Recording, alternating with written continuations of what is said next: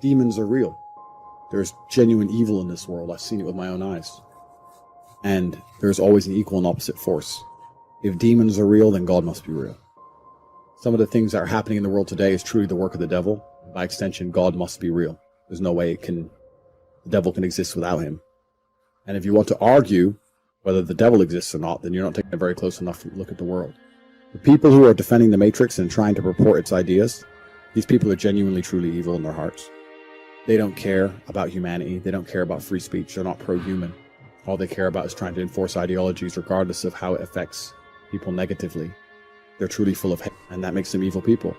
By extension, God must exist, and God inspires certain men to resist, like myself. You have to make God happy. Let's imagine God as a man. If I'm a man and I have 10 people who work for me or 10 children, my favorite one is to be the one who does the things that I know or who acts in a way that I am happy with, right? So if I had 10 children and they're all acting different ways, my favorite one's to be the one that adheres to the rules and adheres to the tenets that I've set out. If I say you should act this way and you do act that way, then he's going to be my favorite child. I'm God's favorite because I act true to God. And I act true to God because I know I'm genuinely a good person. I wouldn't snake anybody in the world for $10 billion. Absolutely 0% chance. I'm not out here doing anything treacherous. I'm not a traitor. I don't do anything bad. The Matrix can say I'm a bad person because they're liars. I know I'm a good person. I know I live with a pure heart. The reason I'm God's favorite is because I'm out here doing exactly the things I said earlier in this stream. I wake up, I'm on time with a firm handshake. I stick to my word. I work hard. I give my best to everything I do. I'm honest. That's all it takes to be God's favorite. And if you're truly those things, you're not out here trying to do some quick buck. I sit here and look at every decision I make, and I genuinely sit and think I am being analyzed and I'm being watched by another power. Is this going to benefit me in the long run? The most disgusting thing, the thing that God is most unhappy with, is treachery. Because treachery, the reason it is so frowned upon in the Bible and the Quran throughout all of history, traitors were hated the most and had the most heinous and disgusting punishments, is because treachery can't be stopped. I'm a big, dangerous man. If I see my enemy on the street, I'm going to know what's going to happen. I'm going to be ready for it. Treachery will take out anybody. The point I'm making is that's why it's such a disgusting act. So I'm God's favorite because I act in a way that God looks at me and he's proud of me. God looks at me and goes, I made men to be X, and Andrew's doing what he's supposed to do. Andrew's trying to become the strongest, richest, most important, most competent version of himself. He's trying to educate and inspire other men to do the exact same thing. I like Andrew. I'm lucky. God loves me. You're God's favorite because you decide to be. You have to show him that you're out here doing the things you're supposed to do. Did God create man for you to be lazy? Did God create man for you to be weak? Is that why he made you? If you think it is, then you could sit there and suffer the consequence of being unlucky your entire life. But if you understand that that's not why he made you, that's not why you're here, that you have a duty, a masculine imperative to be the best possible version of yourself, then God's going to be happy with you. That's how it works. I sit there and I have a genuine moral compass. Of course I'm his favorite. That's why he protects me and provides for me. That's why I can get banned and attacked by the Matrix in every single possible way, and I have larger streams than I've ever had before. That's why I don't panic. We go to God when we have problems, but when everything's going good, we don't thank him enough. And that's one thing I try and make sure I never do. I don't pray to God to ask for things. I pray to God to say thank you for things I already have. That's one of the first mindset things I tried to change, is to show gratefulness to him. By extension, I show gratefulness to my life. Gratitude is the #1 way to become successful, because the more grateful you become, the more things God will give you to be grateful for. If this God wakes you up every day, it's not you that's waking up, it's God allowing you to wake up. So if you ever stop to just thank him for everything he's done for you, he will add to that list of stuff that you can thank him for. Instead of complaining about what's going on, man, I got to go to work today.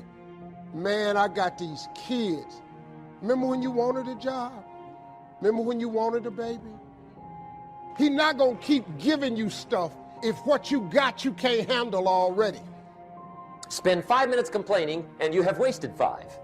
Surely they will soon haul you off into a financial desert and there let you choke on the dust of your own regret. It's a deadly disease. If you don't think it's bad, ask the children of Israel. Story says, children of Israel were slaves. God performed a series of dazzling miracles and got them out. Remember the story? Heading for the promised land. Tragedy of the story, they never got there. Reason, from day one, they started to complain. They whined and cried and griped about the food. They whined and cried because it was too far, too cold, too hot, too miserable. Whined and cried for years. Finally, God said, I've had it, trip canceled. Which I think means two things. Indulge in this long enough, you get your future canceled. And I guess it also means even God himself can only take so much. Our promise is taking longer to develop because we're complaining instead of praising. You kill more blessings by not being grateful. That's the #1 blessing blocker, lack of gratitude. Right now, what are you grateful for? Nothing, brother. There's nothing good in my life right now. That's pretty freaking pathetic. You can't find anything in your life to be grateful for right now? Lord, I thank you. I thank you that I made it this far. It's not what I wanted, but it is working. And if you can't say that, come on and let me take you to the homeless places, because sometimes you don't have gratitude because you got too much.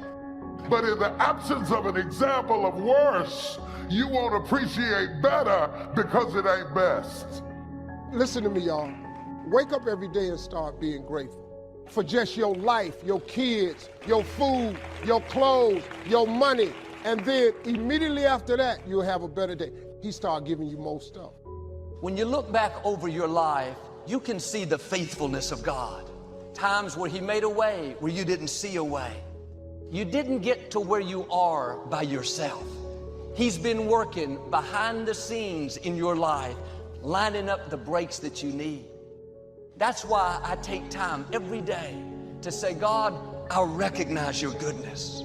I know I didn't get here by myself. You chose to bless me. If you knew all the things God has been orchestrating behind the scenes to get you where you are, you would be amazed. He said in verse 11, beware that in your plenty you do not forget the Lord your God. Don't let it become so common that you don't recognize it was my goodness, that you don't take time to thank me for what I've done.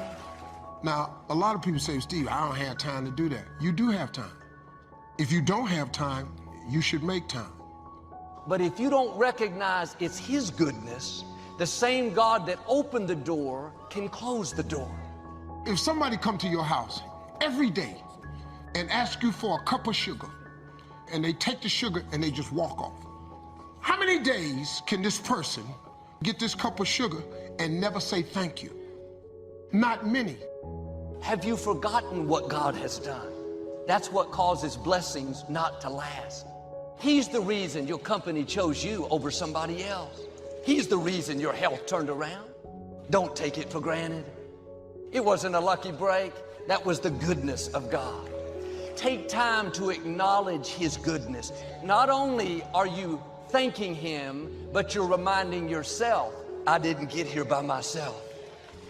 God opposes the proud, but gives favor to the humble. Gratitude changes your perception. Your perception changes your existence. If you're going to continue to go further, you have to remember it is the Lord your God that got you to where you are, and it is God that's going to keep you going. Gratitude is the #1 principle of success. You can start that today. That will change your life. Try it. I dare you. The scripture says, don't despise the day of small beginnings. Don't get discouraged because where you are is much smaller than what's in your heart. It's easy to think, well, Joel, when I see some growth, then I'll give it my all. No, you have to give it your all right where you are. Stay faithful. Your time is coming. There's this thing people think that, like, I'll be happy when. Once I get like this amazing home, or once I get this or an amount of money, then I'll allow myself some happiness. The problem is the finish line always moves. And so for me, I want to live in a state of being grateful and blissful now, not waiting for some future place or date that may never arise. You must live in a spirit of gratitude. Choose to be happy in spite of life's challenges. Viktor Frankl, he said the last of the human freedoms to choose one's attitude in any given set of circumstances to choose one's own way. Living in the moment, getting everything we can out of where we are in the moment where we are right now. You can't wait till you receive the promise. You have to thank God that the answer is on the way. Say, thank you that I'm healthy.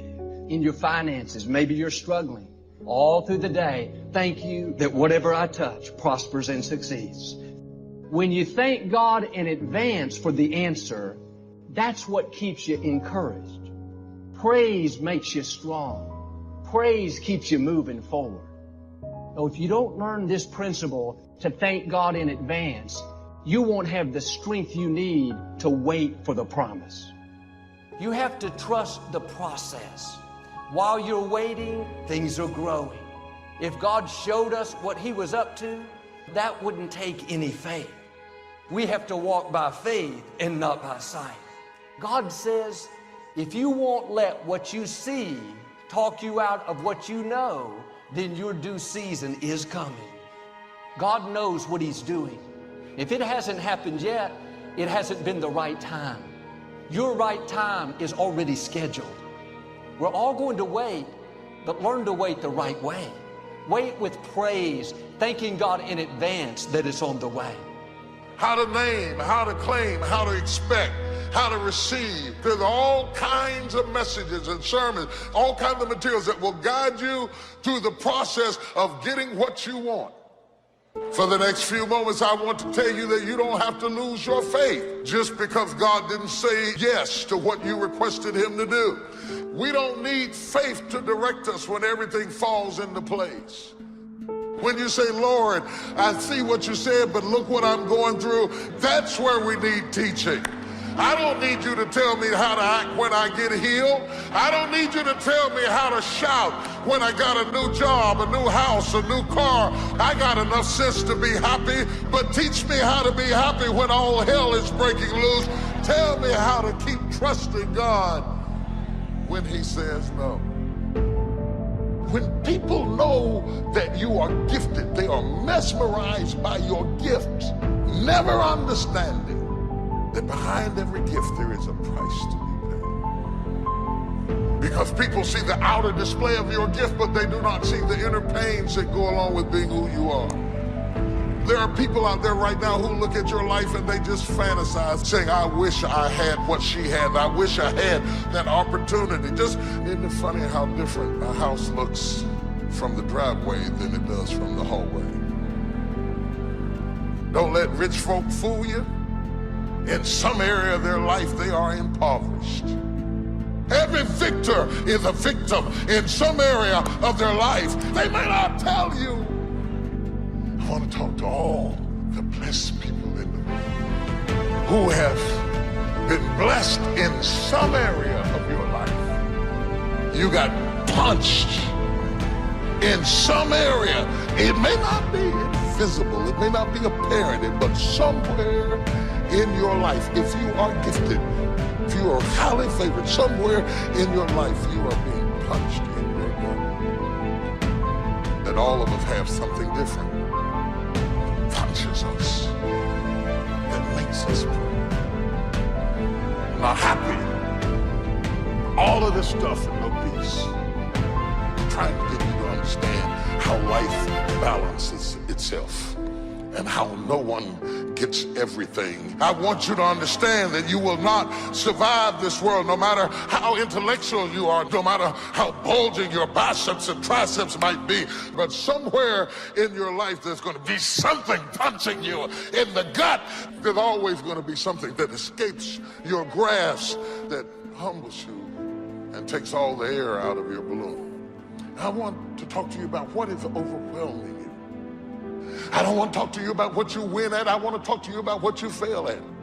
What overwhelms you, rocks your world. Everything that I could stand, I stood it, and everything that I could take, I took it. But this right here overwhelms my very soul. What is the thing that overwhelms you? You have the right to object, but he has the right to overrule. You have the right to complain, but he has the right. And I am sent to you this morning to talk to you. What do you do? And God says no. When you've asked for a good thing, and God says no. You've got a loved one in the hospital, they're sick, and you prayed, and you said all the right things. You quoted all the scriptures. You told the nurse, he's going to be healed. They died right in front of your face. You've been overruled. And the devil said, where is your God now? I wouldn't let you be attacked on this level if I didn't give you enough grace. God said, I considered the weight load before I put the pain in your life, and I know you think that you cannot take it, but I just want to tell you, I'm not going to stop it. I'm not going to give you what you want, but my grace is, I don't like it, but I got grace for it. It hurts, I'm in trouble, but I got grace for it. I may be in turbulence, but I got grace.